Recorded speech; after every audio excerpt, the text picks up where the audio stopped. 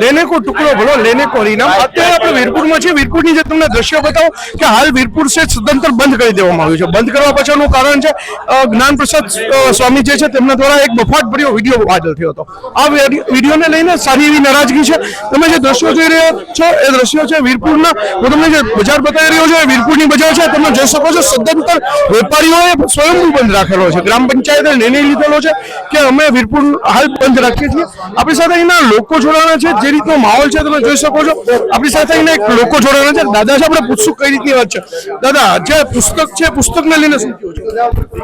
1947 વીરપુરના જ વતની એવા સૌભાગ્યચંદ મંગળજી રાજદેવ દ્વારા આ પ્રથમ પુસ્તક બહાર પાડવામાં આવેલું। પછી એની ઘણી આવૃત્તિઓ બહાર પડે।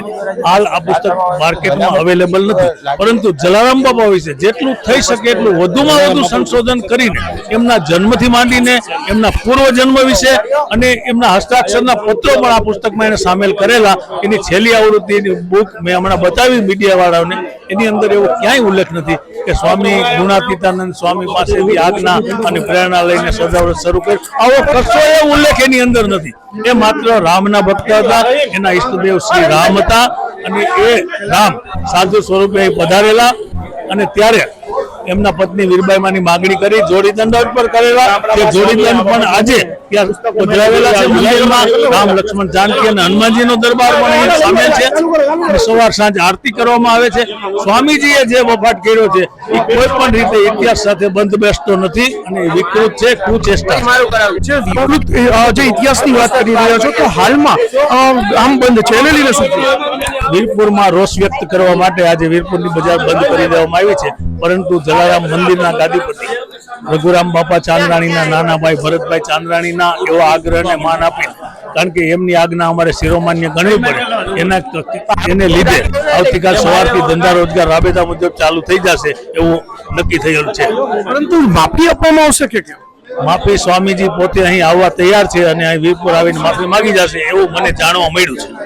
તો આ હતા અહીંના સ્થાનિક અને આવી જ વાતો છે। આવી જ વાતો સાથે આપણે ફરી મળતા રહીશું, ત્યાં સુધી મને રજા આપશો। સાગર નિર્મલ, નિર્ભય ન્યૂઝ, જુનાગઢ।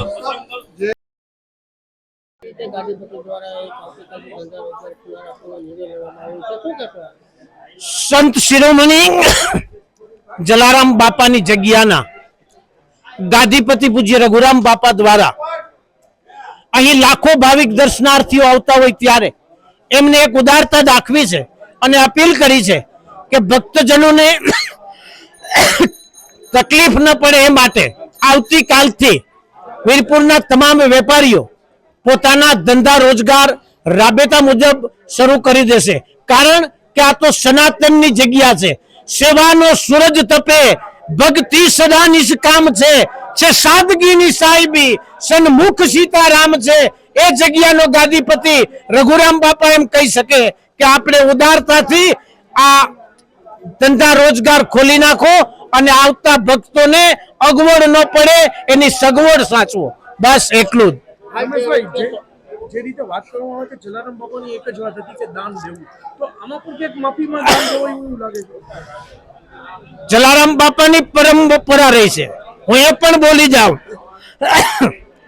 લેવાનું કોઈ નામ નહીં, દેવાની હૈયે આમ છે, જગમાં અમર છે જોડલી માં વીરબાઈ ને જલિયાણ છે, ધન ધન ભૂમિ વીરપુરની જ્યાં સંત શ્રી જલિયાણ છે।